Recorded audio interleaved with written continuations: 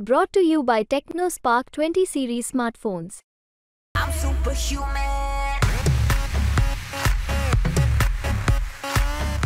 महाराष्ट्रामध्ये दुसऱ्या फेजचं वोटिंग चालू आहे. आपण नांदेडमध्ये आहोत. नांदेड हा अशोक चव्हाणांचा गड मानला जातो, पण यावेळेला अशोक चव्हाण भाजपच्या गोटात आहेत आणि ते त्यांचा प्रचार करतात, भाजपचा प्रचार करत आहेत. आणि नांदेडमधून 2 खासदार राज्यसभेवर गेलेले आहेत. त्यातले एक आहेत अशोक चव्हाण आणि दुसरे आहे डॉक्टर अजित गोपछेडे.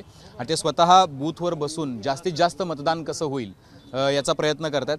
काय रिस्पॉन्स आहे डॉक्टर? तुम्ही सकाळपासून बूथवर आहेत, कसा रिस्पॉन्स आहे आणि गरमीचा काय इम्पॅक्ट जाणवतोय का? अत्यंत उत्तम अशा प्रकारचा प्रतिसाद आहे. सगळ्या महिला मंडळींनी, सगळ्या तरुणांनी सकाळी उठून देवाच्या पाया पडून प्रभू रामचंद्राचं दर्शन घेऊन मतदानाला सुरुवात केलेली आहे.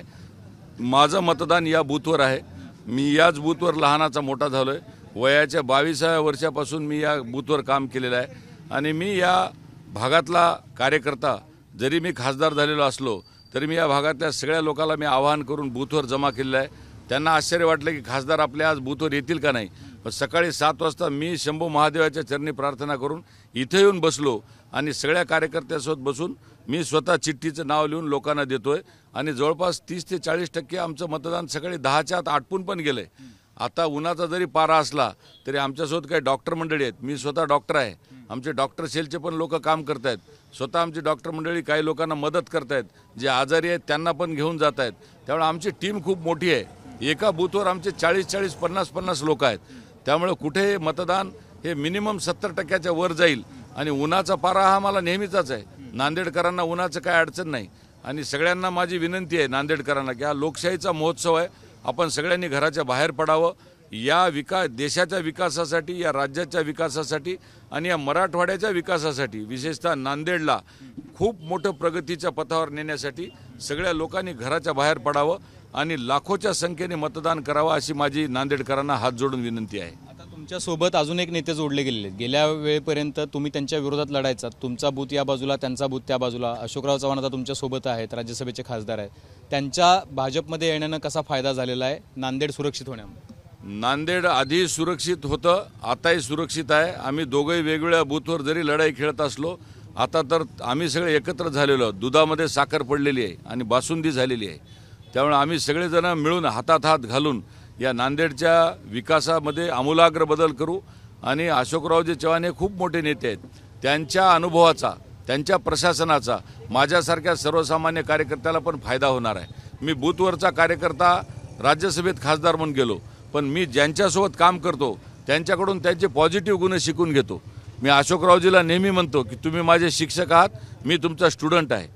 त्यामुळे मी विद्यार्थी म्हणून प्रत्येक वेळेस सगळ्या जणांकडून शिक्षण घेण्याचं मी काम करतो. मी जरी डॉक्टर असलो, MBBS MD असलो, तर माझ्या OPDमध्ये येणाऱ्या पेशंटकडून पण मी नवीन नवीन गोष्टी शिकत असतो. त्यामुळे दरवेळेस शिक्षण शिकत राहावे असं प्रमोद महाजनांनी आम्हाला सांगितलेलं आहे.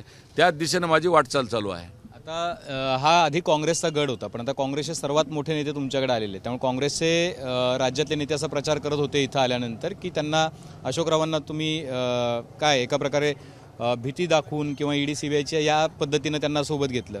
त्यासोबत त्यांचा प्रचार होता की महागाई, बेरोजगारीचा पण फटका बसलाय. तुम्हाला जाणवतोय ह्या सगळ्या गोष्टी ग्राउंडवर फिरताना, मराठा आंदोलनाचा डिस्ट्रेस वगैरे? मागच्या वेळेस मी प्रतापराव पाटील चिखलीकर यांचा प्रचार प्रमुख होतो आणि मागच्या वेळेस 40,000च्या मतांनी अशोक चव्हाणांचा पराभव आम्ही केला होता.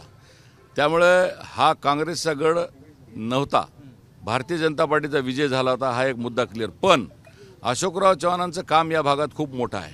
त्यांच्या ताब्यात महापालिका आहे, स्थानिक स्वराज्य संस्था आहेत. आम्ही सगळेजण आता एकत्र आलेलो आहोत. आणि तुम्हाला हे सांगतो की महागाईचा विषय तुम्ही काढला आहे. आधी 2014च्या पूर्वी म्हणजे फुकटचं श्रेय जे काँग्रेसने जे कार्यक्रम केला, सगळी गंगाजळी रिकामी केली, त्याचा हा फटका आहे. आणि मोदीजी आता गंगाजळी भरण्याचं काम करत आहेत. 3 ट्रिलियन 5 ट्रिलियन इकॉनॉमीकडे जाण्याची जी वाटचाल चालू आहे, तर जनतेनं विचार करावा. गंगाजळी भरल्यानंतर तुम्हाला घरात आपोआप सगळ्या गोष्टी येणार आहेत. काही कॅल्क्युलेशन आहेत, अर्थशास्त्र आहे, मॅथमॅटिक्स आहे, ते समजून घेतलं पाहिजे लोकांनी. आणि माझी मराठा समाजाला विनंती आहे, मी डॉक्टर आहे, मी सुशिक्षित आहे, तरुण आहे. जर मराठा समाजाला आरक्षण फक्त आमचा पक्ष देणार आहे आणि सुप्रीम कोर्टापासून ते खालपर्यंत राज्याचे मुख्यमंत्री, उपमुख्यमंत्री यांनी स्वतःचं समर्पण त्या विषयासाठी दिलेलं आहे. आम्हीच देऊ शकतो, दुसरं कोणी देऊ शकत नाही. आणि आम्ही त्यासाठी काय करायचं ते करू.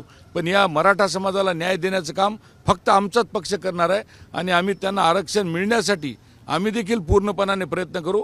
अशोकराव चव्हाण असतील, प्रतापराव चिखलीकर असेल, मी स्वतः डॉक्टर अजित, 3 खासदार मिळाले नांदेड. तीन खासदार मिळून आम्ही मराठा आरक्षणासाठी जीवात जीव असेपर्यंत आम्ही लढाई खेळू. ठीक आहे. तर हे होते डॉक्टर अजित गोपछेडे, जे सकाळपासून बूथवर आहेत, काम करतायत, लोकांना मतदान करण्यासाठी प्रवृत्त करतायत, स्वतः स्लिप वाटतायत. बूथवरून आलेला कार्यकर्ता खासदार होऊ शकतो हे त्यांनी दाखवून दिलेलं आहे. त्यामुळं आता संध्याकाळपर्यंत उन्हाचा पारा असला तरीसुद्धा काय त्याचा परिणाम होतो आणि मतदान किती होतं आणि त्याचा काय परिणाम होतो या सगळ्या गोष्टींवरती आपलं लक्ष असणार आहे. कॅमेरामॅन साई प्रसादसह अभिजित, मुंबईत.